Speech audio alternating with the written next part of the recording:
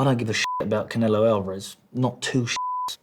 You know, for me, in my own brain, I look and I think, well, I've planned this out in my head and I've been dreaming this since I've been a little boy. Since I've been a little boy fighting in the front room, and I look at myself and think, I've visualised this day coming. I've had dreams of this day happening since I've been 5, 6 years old. How in any possible way I've got all the way here. People can say I ain't lived the life, I ain't done it right, but I'm here. Two weight world champion, 2-time world champion, 30 fights, 30 wins, won every single title on the way, beat everybody prospects coming through. I don't want to go right if I've done it wrong. You know? I don't want to go right. I carry on doing it like this. I carry on going the wrong way. Here it is, the man of the moment. Gareth. A long time. Great to see you. Running. Camera rolling? Running. Okay. Walking. This is Billy Joe Saunders off the cuff.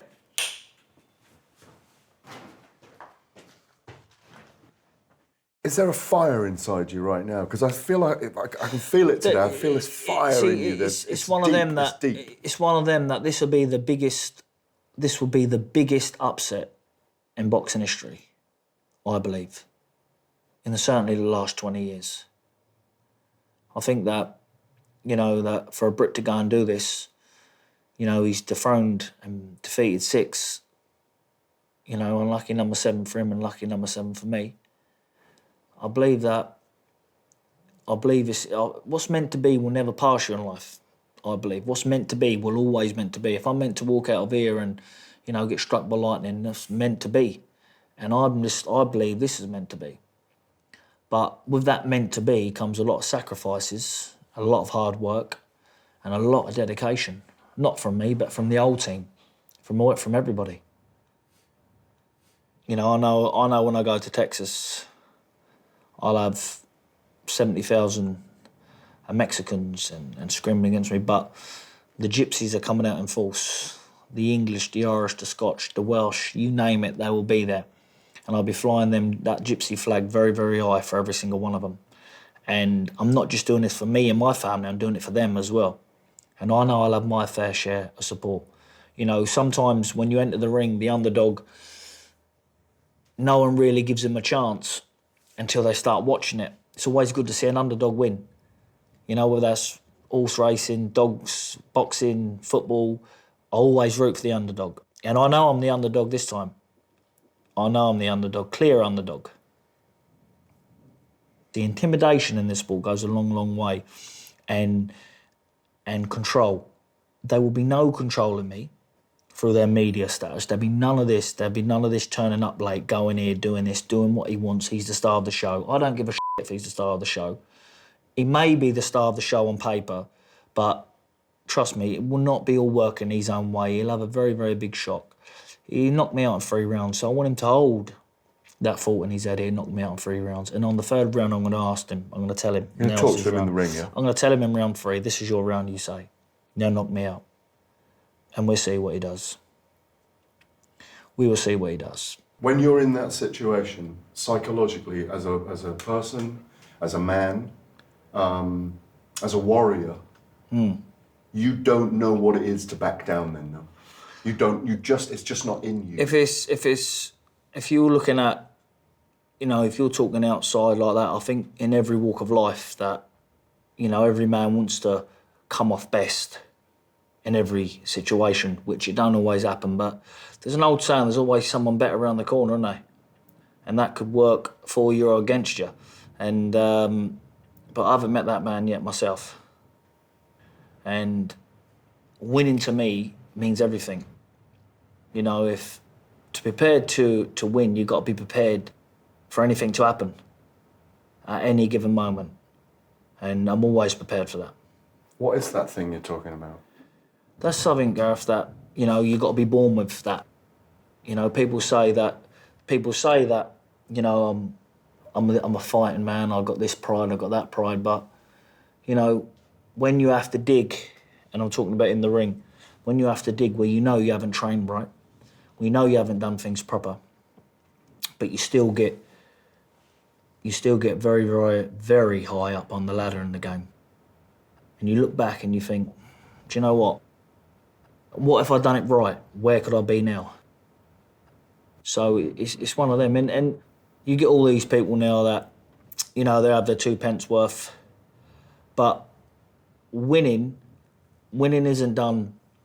Winning isn't done. When people say, you know, winning's the build-up. Yeah, winning is the build-up. But most of all, in the present, you have to win. In that moment, every moment, you have to win. And I've been brought up, whether I play football or if I run up the stairs, I want to win. And, you know, I'm a born winner. I love to win. So that's what I base my morals on, is win. No which way. It doesn't matter how you win. You might look great, you might look scrappy, you might look, you know, you might look world class, but just win, because that gets you on the next ladder. Once, when I was qualifying for the Olympic Games, I was fighting a Russian called Andrei Belanov. And I was only 17 and he won everything. And they were going, you know, as long as you don't draw the Russian, you're going to qualify. And the first round come out and it was 7-0. It's the only time I've ever been in the ring with someone where I didn't have an answer to. Everything I'd done, he nullified. He did everything so well. And I sat down 7-0. And the next round, going out for the second, finished the second round. I sat down and it's a 4-2s.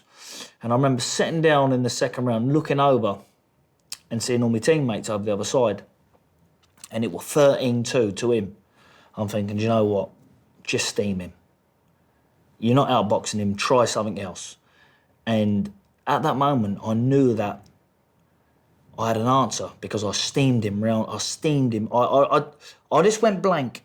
And I can never remember how I did it, to be honest. Even to this day, I look back and I think, I shocked myself there.